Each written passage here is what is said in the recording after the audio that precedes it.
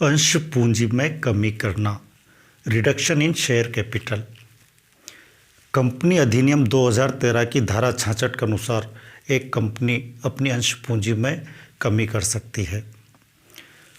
Company अपनी अंश पूंजी में कमी तभी कर सकेगी जब कंपनी के पार्षद अंतर नियम अंश पूंजी में कमी करने की अनुमति देते हों। इसके अलावा कंपनी ने अंश पूंजी में कमी करने के लिए एक विशेष प्रस्ताव पास कर लिया हो।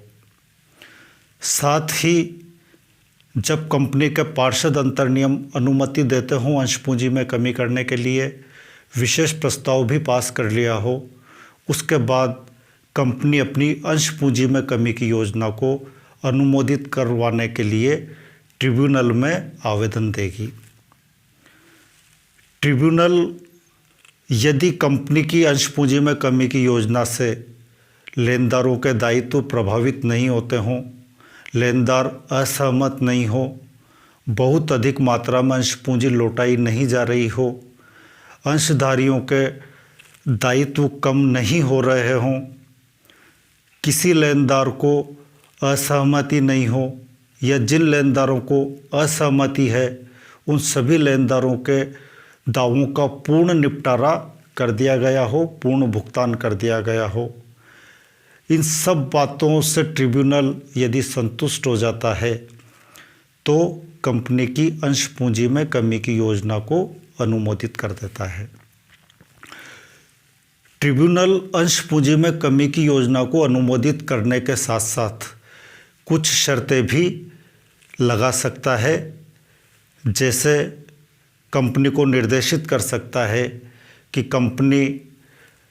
अंश पूंजी में कमी के कारणों को प्रकाशित करे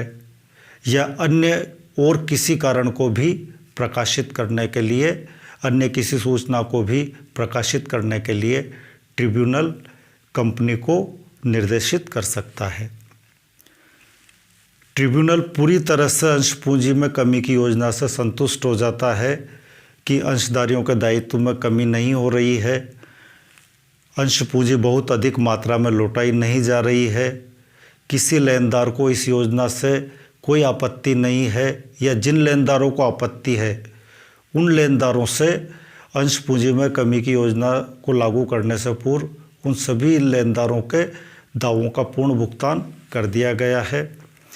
इन सब बातों से जब ट्रिब्यूनल संतुष्ट हो जाता है तो कंपनी की अंश पूंजी में कमी की योजना को अनुमोदित कर देता है। ट्रिब्यूनल से अंश पूंजी में कमी की योजना को अनुमोदित करवाने के बाद कंपनी को इस योजना को रजिस्ट्रार के यहाँ रजिस्टर्ड करवाना होगा,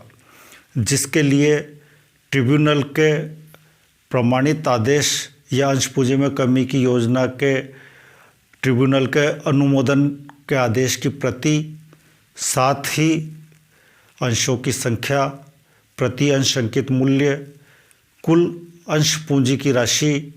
प्रदत्त अंश पूंजी की राशि से संबंधित विस्तृत विवरण रजिस्ट्रार के यहाँ प्रस्तुत करना होगा। इसके बाद रजिस्ट्रार कंपनी की अंश पूंजी में कमी की योजना को अपने यहाँ रजिस्ट्री कर लेगा और इसके बाद कंपनी की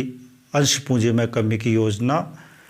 अनुमोदित हो जाएगी, रजिस्टर्ड हो जाएगी, लागू हो जाएगी और कंपनी अपनी इस अंश पूंजी में कमी की योजना के अनुसार